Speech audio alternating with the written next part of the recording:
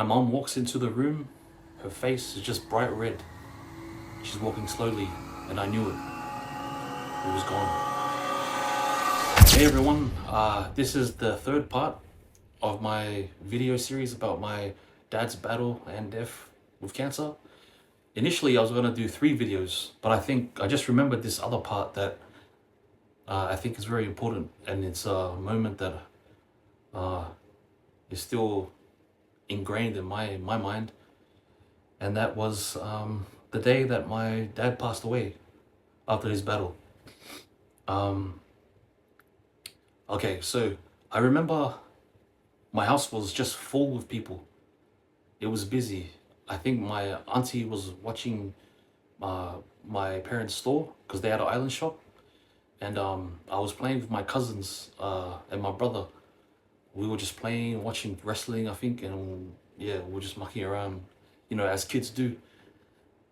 But one of my other aunties walks in, like it's like she's helping my mom in, like helping her walk in, and I just turn my head, and I'm just staring at my mom, and she looks like she's been crying for like forever. She's just looking at me, and she's like holding, when you finish crying, you're still like, you're like you can't breathe properly.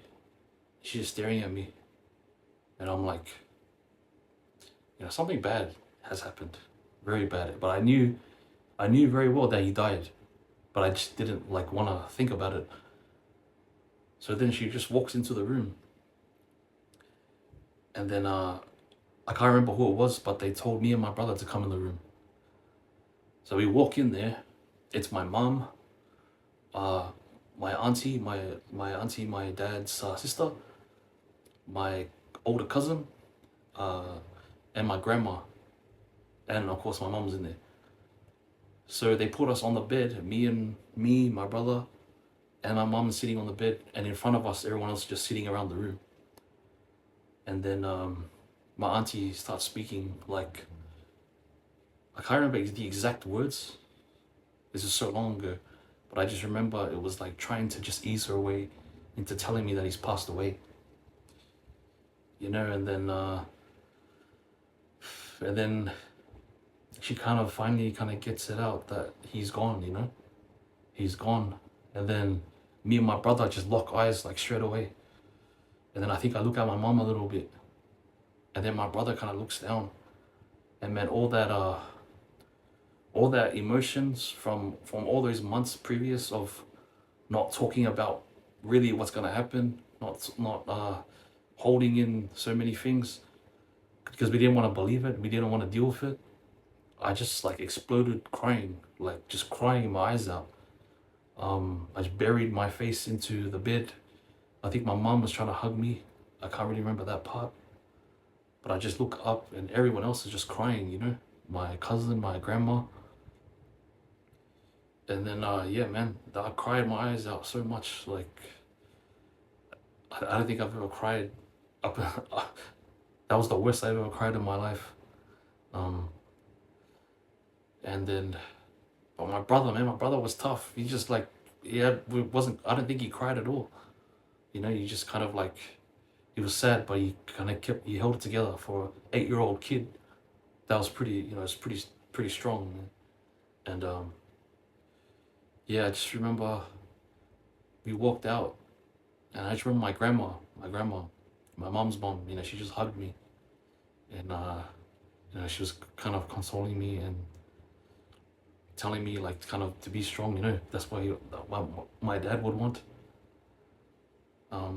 Yeah, man, that moment that's another, like, it was the diagnosis, being at the diagnosis, then him pulling me and my brother, telling us, shit's gonna get real, that he's gonna die, and then the death part. Yeah, but for the longest time, I really, I think this has to do with, I always thought those jobs, the telling me or like to kind of console me or preparing us, was my mother's job. But I think, my mom, I tried to think about it. It must have been really hard for her and also, you know, our parents not really having the tools to express themselves, you know, in about real like emotional things. And to be completely honest with you, when I was growing up, I resented that, you know, like why are other people doing this for her? You know, when I was growing up, like in my late teens and 20s and stuff, I I would think about those things. I'm like, this isn't right. Like you should be the one telling us, not like aunties and other people that like, you know. But then as you get older, you understand people, you become more wiser. So I understood that it was just hard for her because of her own, you know, her own upbringing, her own life. You know, my mom met my dad when she was like a kid, like 20. My dad was like in his late 30s. You know, and then her own family experience. I finally understood. You know, when I got like into my late, you know, mid to late 20s, that I finally understood why. And you know, all those dark feelings about those moments kind of just away. You know, you forgave. You know, I forgave. You know, her for you know, not doing what you think that what a, you know, parent should do. But yeah, man, that day was tough. I still, as another memory that just doesn't leave you, like has never left me. And yeah, so following that is kind of a blur after that. Like when he died, I just remember the funeral came around. There's just so busy. There was like so many people there that I don't even know. I think like, you know, like Samoan families, like, you know, your second, third cousins and stuff are coming that you don't really know. All these other people from, yeah, just a lot of Samoan stuff that. But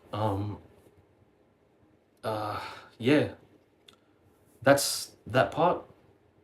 And now I would tell you the next part in my next video, which is probably the hardest part of this whole journey, was the aftermath of my dad's death and his battle.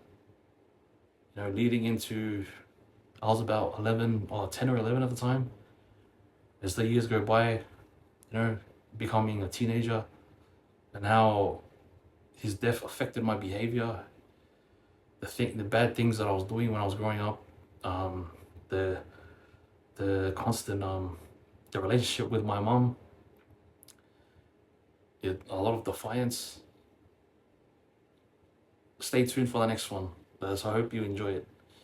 And again, if you experience something similar, please let me know in the comments. I'd love to hear your story as well. I've got a lot of good, you know, good feedback for these videos, and I make it to converse with people.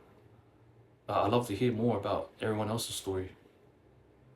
So thanks again.